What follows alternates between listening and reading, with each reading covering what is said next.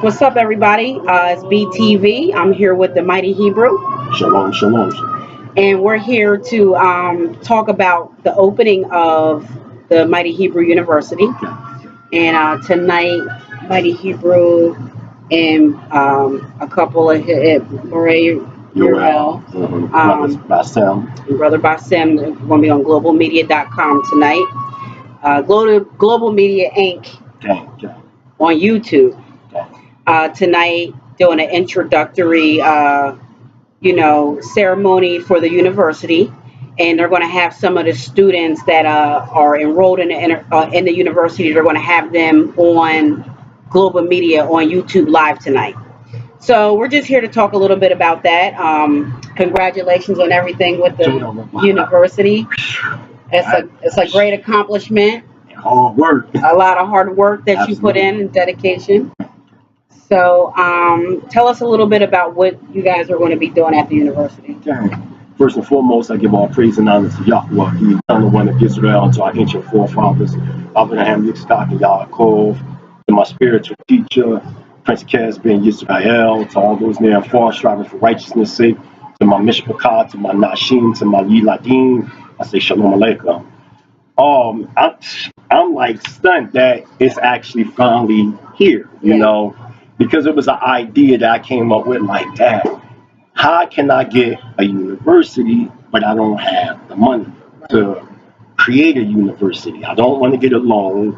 I don't want to get a 501(c). I don't want to do none of that. I just want to do my own thing. Right. So me, Bassem, Dr. Morey Yoel, we came up with a concept. Let's do it online. But let's do it online where as though we can interact with the people on the international level. So I'm like, all right. So we put www.themightyhebrew.com together. And in the process of that, we put the university in it. And like over 600 plus people already registered. That's amazing. That's a lot of people. That's a lot of people. So this semester, we only going to be able to pick a certain amount of people. Yeah. You know what I'm saying? Because it's just right now we're understaffed, so we don't have the means to accommodate that right at this moment. So we got to break it down into different semesters or different, seasons. But we're going to get everybody. We're going to get everybody. But basically, the Mighty Hebrew University is going to be establishing scholars to bring forth governmental minds, because right now we're in this complacent mind state that we can be Israelites but just stay in the captivity. So now we have to cross the threshold and say, you know what, it's time to self-govern. We've been too long going to their universities, to your Gentile university, to be educated. So why can't we now return back to the dedicational understanding of our ancient forefathers and mothers, and from there open up our own university and start teaching our own people? One of the main concerns that I do have when we go to the different academic schools in the United States and across overseas to study Hebrew is how they teach Hebrew. They teach it from an academic classical level, the Europeans, and they teach it in a linear way. Whereas though our understanding scientifically is circular, we use more the right side of the hemisphere of our brain. So we see everything as the whole. Whereas the European scientifically, they use the left side of the hemisphere of their brain. So everything they deal with is, narrow-minded, egotistical. So I came up with a concept to merge anthropology with learning the Hebrew culture, because I feel as though we need more than just, now this, I don't want nobody to take a shot at me when I say this. I feel as though that we need more than just the Bible. Now, what do I mean by that? When I say we need more than just the Bible, I mean in the sense of establishing ourselves as a recognizable nation on this planet. All nations on the earth have what you call iconic records, whether they have documentation, whether they have archaeological facts to prove their existence in the past. The only ones that don't have these iconic records are so-called Negroes.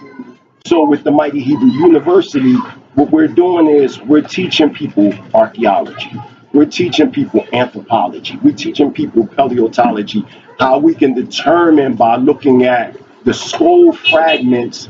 Like, for instance, if we're talking about going to Lachash, Israel, where they found over 1,200 skull fragments of Israelites in Lachash, Israel, we can see by studying paleontology that these weren't European skulls.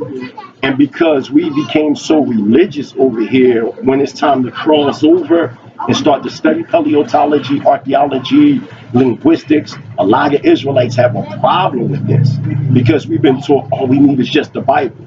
I mean, in the world where as though we're self-governing ourselves, okay, that'll be fine and well. But right now we have to establish ourselves. And that's what the Mighty Hebrew University does. It causes a 3/5 of a man to become a 5/5. Um, like I said, this is not a Bible class. This is a real state of the art university. You're going to go through the same process as any university. You're going to, go through the process of enrollment. You're going to be tested so we can place you properly where you need to be. You're going to, get homework. It's just like you sitting in college and the professor is talking. You're going to have to be writing, doing everything that you need to do to get what you need. So it's very important when we do open up the Mighty Hebrew University that each and every individual or every student pay close attention because it's going to be imperative. And right now, we're in the process of getting the Mighty Hebrew University accredited right now. So now let's say from the Mighty Hebrew University, if you want to go to another college, that them credits will be recognized, absolutely. So you'll be able to get your master's degree and the Mighty Hebrew University as well as your doctoral degree in whatever field. It could be in international law, Hebrew hermeneutical science, if we're talking about Hebrew anthropology, Hebrew Israelite sovereign nationalism, there's so many courses that's going to be available. I mean, we're done. Our whole curriculum is already finished. So Dr. Maury Yoel was a tremendous input on that. As a matter of fact, Dr. Maury Yoel, he taught on the college level for many years. He taught in different colleges as well as different elementary schools, over 30 different schools throughout the country. So, he was definitely the organizer when it comes to the curriculum. I was the organizer, gathering the people. That's my mission. My mission is to actually, and this might sound, arrogant, but my mission is to destroy doctorialism, meaning that you can keep your doctrine, but when it gets in the way of us coming together as a nation, it becomes a problem. And I think the Mighty Hebrew University is going to do that because the Mighty Hebrew University, it don't matter if you're Torah-centered, Messianic, or even the so-called African-American who don't know who they are, or so-called Latino or so-called Native American who don't know who they are. They can still join the Mighty Hebrew University because that's what it is, a university. So you're going to have, courses, for the general public. But there's also going to be courses that's going to only be strictly for our people. When we start talking about Hebrew Israelite sovereign nationalism, only Israelites, conscious Israelites, are going to be taking them courses because we're going to need them that take them courses and become a doctor or a master in that to actually represent us amongst the nations of the earth. So this is when you go to, like, for instance, if they have a race relations in Johannesburg, South Africa, who's representing so-called African Americans over here? They're not, not the United States. I mean, who's representing us in our Pacific nation? What is the square mile radius of our land mass? Where does our borders start and end? Things like that. How do we deal in monetary? How do we import and export? How do we irrigate land? How do we do these things that constitutes a nation? And a lot of the Israelite schools, they're not touching on that. They're still in the beginning stages of saying, we're Israelites, Deuteronomy 28. But these things have been well known for years and years and years. So it's time to step past that and Absolutely. step the game up and Absolutely. dig deeper. Absolutely. Yeah. It's time now to come together, consolidate our strengths. We have to know our strengths and our weaknesses. I also want to give a shout out to Talk with the Titans. They just did, I just seen a recent interview with Laura Abba, Moorish American brother. It was a pretty good interview. But I was looking at some of the comments, and a lot of the comments was down spiraling. So I put a nice comment up there saying, like, at the end of the day, when we start dealing with primary sources, we don't even have any archaeologists on the level that controls, these excavational areas. So even those that we say are archaeologists, they only get a certain amount of view or vantage points dealing with archaeology. Like, if you're not even in certain secret societies as an archaeologist, you won't even be able to see certain things. Like, if you go to the British Museum in London, England, right? There's only certain archaeological relics that they'll let you see. They have actually secret vaults that the common people won't even see. And you could be an archaeologist, but if you're not initiated in them different secret societies, you're not going to see any of that stuff.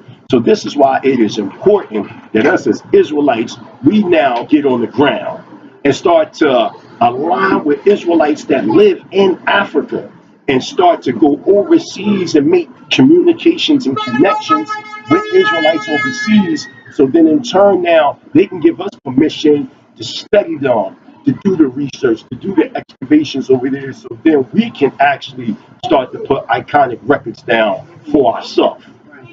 Okay, so everybody that's arguing and bickering and fighting on Facebook, Instagram, Twitter, YouTube, wherever you arguing at, the reality of the subject matter is that this information, we don't have contact with this information. So to me, the primary sources that people are talking about is only primary sources for those who are feeding their objectives, and that's to continue to have them on the totem pole or the apex of the totem pole and us at the bottom, because at the end of the day, the primary sources is not benefiting us. How is these primary sources getting us from out of this captivity that we're in? Okay? That's the question that I ask anybody. At the end of the day, after debating and all that, what's the next move on the chessboard? We know about Kemet. We know about ancient Israel. We know about Sumeria, Atlantis. We know about all the pre-Diluvian civilizations. We know about all this stuff. Now, they was there then, and they had these civilizations, and they lived and they died. But where are we at today? What do we want to build? We supposed to be greater than our ancestors. We supposed to have took it next step further.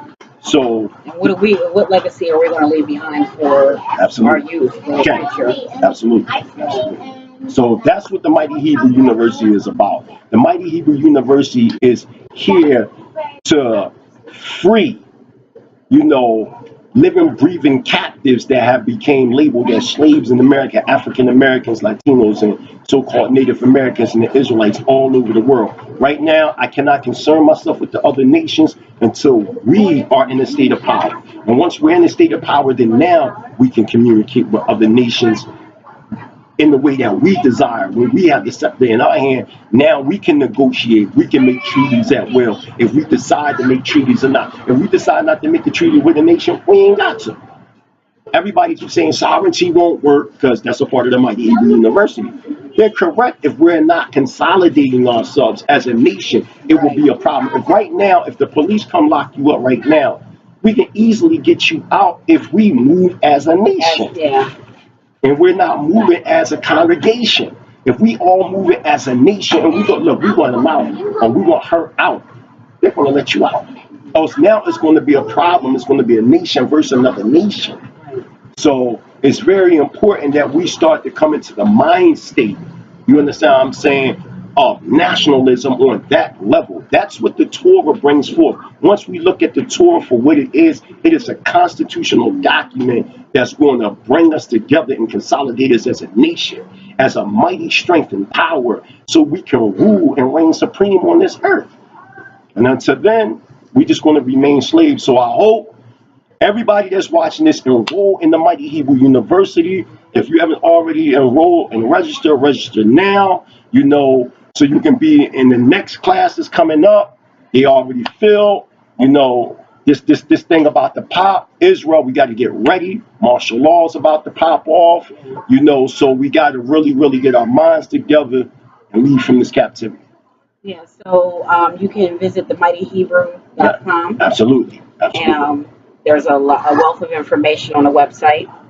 Um, do you guys have a estimate, like how long are the semesters going to be? Are it 3 months or Yeah, each semester going to be 3 months. 3 months? We're going to break them down. 3 months, 3 months, 3 months, 3 months. That's a Okay. year. Yeah. I want to explain something. We're not going to be giving out degrees based on how the Euro Gentile gives out degrees. They go by years.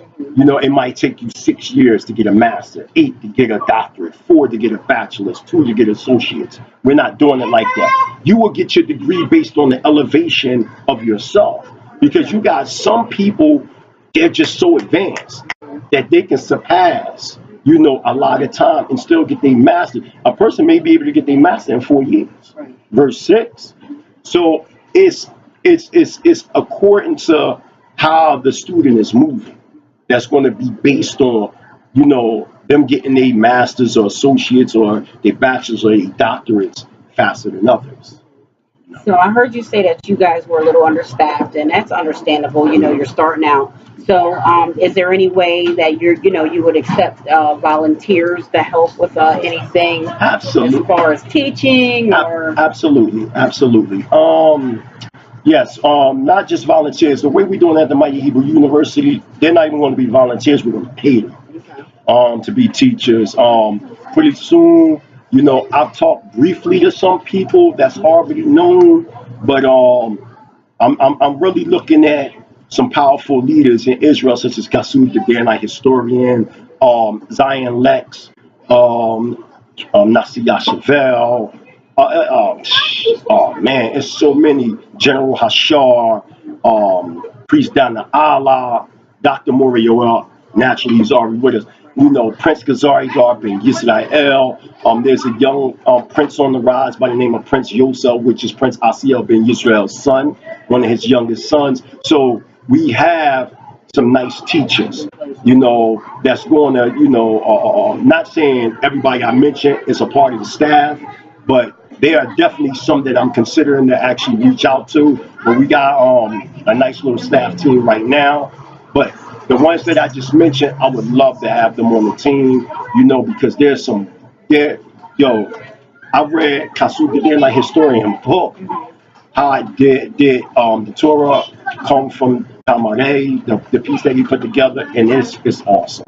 You know, he is a brilliant scholar. The same with Morey Abdiel, which is Zion Lex, a brilliant scholar. You know, there's some very top notch scholars amongst our midst. Sister Imuna, you know, Yisrael, she is so talented. I would love her to be a teacher as well as Sister Alicia Ba, Sister Salima. So you have even my Nashims, you know, they some top scholars in their own right, and they can teach as well. So it's very important that we have these teachers so then we can dedicate this mission for the youth that's coming behind us. Because right now the youth is engulfed in madness. Yeah. So it's our job to snatch them from off these streets Yeah. Pull them in and pull them in. get them into something positive. Can, Get them learning what they need to learn. can. So, talk about your book. I know it's about to come out. So tell us about that. Oh man, you talking about true history, the diaspora and our freedom. Oh man, it's going to be over 400 pages. Mm-hmm. Basically, I'm giving primary sources, not from, I'm using some Europeans, not many. But what a lot of people don't know is that they have a lot of archives in Timbuktu that they release from Mali. And a lot of them records I'm using to validate Israel's existence in West Africa. So I'm using primary sources from West African scholars from the Dark Ages, from the 5th century to the 15th century CE, that wrote about the Israelite presence in Africa. And I'm using that to show that we are, in fact, Israel. And this is not a fairy tale or a fantasy that's coming from our minds, but there is evidence that there were Israelites that were on them boats. Now, somebody say, well, all of them were Israelites. I mean, That's debatable. That's very much debatable. In my stance, I acknowledge they were Israelites, but they were broken down into sub-clans, such as the Ashanti, the Mendinka, the Husia, the Fanti, the Yoruba, and they took on these names because once they start migrating from out of the East or Northeastern Africa or the Middle East, as time went on, they took on new identities, being surrounded by the different Hamitic nations that was around them, just like Right. today. We over here in the Western Hemisphere, you got so-called Jamaicans, Barbadians, Trinidadians, so-called African Americans. You have all these different nationalities and nations, but they're not really nationalities and nations. They're really fictitious nations, byword names of the same people. We all Yisrael. So it's important, when this book come out, that we examine this book. And one thing about this book, when you examine my book, you got appendix, indexes, sources. You're not going to be able to take my book, oh, it's no numbers in it, because recently Zion Lex book, one of his books was critiqued, and it was stated, oh, he didn't have numbers in his book. And the brother explained this was his first book. And this is my first book coming out. But I was able to study everybody and see what was going on. Absolutely, and But learn from right. different things that they So do. it's very professional. And it's to the point, the name of the primary source, the book, the graphics. Now, there's going to be two of the same book. You're going to have actually the paperback book itself, and then you're going to have a digital book online that for a certain fee on the Mikey Hebrew University, you'll be able to download it. But what's good about this is when you see the source on the digital book, you'll be able to hit it and then go to the source. Yeah. So you're not going to be able to say this is not true. You know what I mean? You could say it's not true. It doesn't mean that it's true. It don't mean that it's not true. Right. So again, the Mighty Hebrew is back. You know what I'm saying? Absolutely. And a thing that Sa Nega asked me when I first came home in 2014, but he actually interviewed me in 2015. He said, "Are you here to save the Hebrews?" Well, I'm answering your question now. No, I'm not going to say I'm here to save the Hebrews, but what I am here to do is put things in proper perspective, and that's to bring forth the Hebrews as one consolidated nation. And when you have that, that's powerful. You can right now you can label me as Cyrus from the movie The Warriors. Remember in the movie The Warriors in the beginning, and how he was trying to bring all them gangs in one, and you had the so-called white man that shot him. You've seen The Warriors before, right?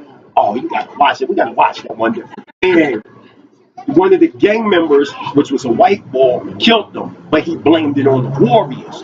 So now they're hunting down, all these different gangs are hunting down the Warriors in New York. But the whole point that I'm saying is Cyrus had the perfect idea. And he was like, look, all this petty little turf, y'all arguing over street corners. Listen, right now we're 20,000 strong. Right. If we just come together. We all come together and they all there. We're 20,000 strong. What the cops gonna do? We strong. So if you saying that we got all these camps all over the world, whether the tourist center, whether if AOC, Lions of Israel, ISUBK, Shema Israel, B'nai Hadad, Kingdom of Yah, Kingdom of Yah, hosts coming to the house of Yah. I don't care what camp you in. If we all come together under certain nationalistic aims, you know how powerful we would be. Every camp don't have the absolute. Each camp have truth in part. Remember, our society and our truth was lost in measure. So as I said to you in the last interview, it's going to return in measure. Everybody has a piece to play. We can't belittle one camp over another camp because we all suffering from this captivity. Ain't nobody better than another camp, you know? We all suffering because at the end of the day, you got Israelite teachers that still got to go and get up and work for the so-called white man. Right. At the end of the day, our condition is still showing that we are in desperate and dying need to come together as a nation. Absolutely. So, thank you very much, Mighty Okay. Hebrew, for Okay. sitting down with BTV today. Okay. I'm very proud of you So for all the accomplishments with the university, with the book. Okay. And tonight, don't forget to tune in to Global Media Inc. on YouTube. They're going to be live Okay. with some of the students. There's going to be question and answers. Okay. A lot of knowledge being dropped. Okay. So again. Oh, and let you know, it starts at 8. Okay. It may be a little late. You know how we do Israel. We say 8, we mean 8:30. You know how Jake is. And I know if y'all watching this, y'all laughing like, yeah, Mike, he right. All right, so for people they don't know, they always be like, what is his name? My name is Prince Landine bin Ami Maltazar Ben Yasha Allah. Everybody call me the Mighty Hebrew, but my name is Prince Landine bin Ami. Hallelujah. TheMightyHebrews.com, Global Media Inc. on YouTube. Absolutely. Also subscribe to BTV on YouTube. Gang. Like our Facebook page. Gang. BTV, a platform for the truth. Gang. And we're out. Gang. Shalom alaikum. Shalom.